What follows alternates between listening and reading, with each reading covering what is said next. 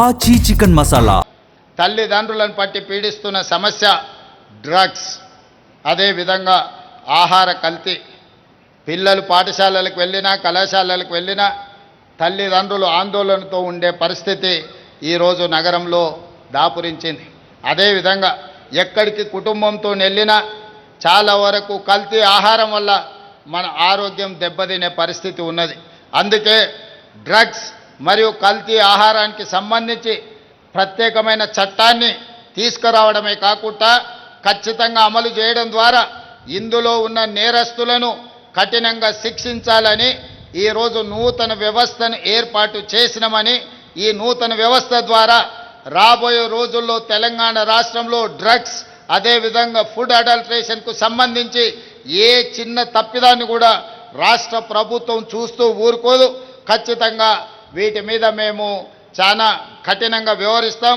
అందుకే TG safe ఆహార కల్తీ నియంత్రణ, డ్రగ్స్ నియంత్రణను ఒకే గొడుగు కిందకు తీసుకువస్తున్నాం. ప్రత్యేక లీగల్, లాబొరేటరీ, ఎన్ఫోర్స్మెంట్ విభాగాల సమన్వయంతో విస్తృత తనిఖీలు చేసి కల్తీ నియంత్రణకు కఠిన చర్యలు తీసుకుంటామని మీ అందరికీ తెలియజేస్తున్నాను. మిత్రులారా, పట్టణాల్లో ట్రాఫిక్ మీ అందరికీ తెలుసు, హైదరాబాద్ నగరంలో ట్రాఫిక్ సమస్య గురించి. అందుకే ఈనాడు హైవేలతో పాటు ఔటర్ రింగ్ రోడ్డుపై ప్రమాదాలు తగ్గించేందుకు కొత్తగా TG traffic management and road safety బ్యూరోను ఏర్పాటు చేసుకున్నాం. మహిళలు, పిల్లలు, యువత భద్రతపై she teams, anti human trafficking unit, భరోసా కేంద్రాల ద్వారా రాష్ట్ర వ్యాప్తంగా విస్తృత అవగాహన కార్యక్రమాలు చేపట్టాం. భరోసా ప్రాజెక్టు ద్వారా బాలల అనుకూల న్యాయస్థానాల ఏర్పాటులో తెలంగాణ దేశంలోనే తొలి అడుగు వేసింది. ఈ సందర్భంగా రాష్ట్రంలో శాంతి భద్రతలను కాపాడుతున్న పోలీసు అధికారులను, ఇతర సిబ్బందిని ప్రత్యేకంగా ఈ వేదిక మీద నుంచి నేను వారిని అభినందిస్తున్నాను. మీ కృషి అభినందనీయమని తెలియజేస్తున్నాను. అదేవిధంగా మిత్రులారా, ప్రజాపాలనలో, ప్రజాప్రభుత్వ విజయాల్లో ప్రభుత్వ ఉద్యోగుల పాత్ర ఎంతో కీలకమైనది. అధికారులు కీలక భాగస్వాములు.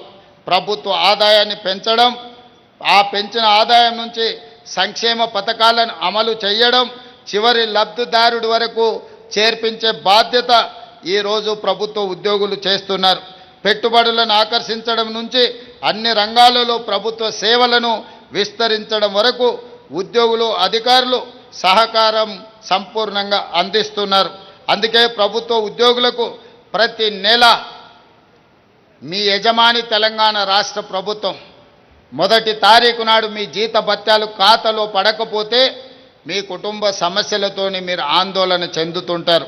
అందుకే 2023 డిసెంబర్ 7 నాడు అధికారం చేపట్టినప్పటి నుంచి ఈనాటి వరకు ప్రభుత్వ ఉద్యోగస్తులకు మొదటి తారీఖు నాడు జీతాలను అందించడమే కాకుండా ఈనాడు కాంట్రాక్ట్ అవుట్సోర్స్ ఇతర శాఖలలో పనిచేస్తున్న వాళ్లకు ప్రతి నెల 5 తారీఖు లోపల జీతభత్యాలను వాళ్ళని అందించడానికి రాష్ట్ర ప్రభుత్వం తీవ్రమైన ప్రయత్నం చేస్తుంది.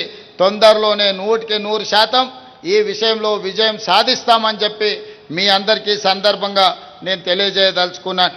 అదేవిధంగా రిటైర్మెంట్ ఉద్యోగులు 35 సంవత్సరాలు ఈ రాష్ట్రం కోసం, ఈ దేశం కోసం సేవలు అందించి రిటైర్ అయినప్పుడు మీ రిటైర్మెంట్ బెనిఫిట్స్ ద్వారా మీ కుటుంబ సమస్యల్ని పరిష్కరించుకోవాలని, మీ ఆరోగ్యం కోసం ఖర్చు పెట్టుకోవాలని ఆందోళన చెందుతున్న సందర్భంలో రిటైర్మెంట్ బెనిఫిట్స్ సరైన సమయంలో అందకపోవడం వల్ల సమస్యలు వస్తున్నాయి.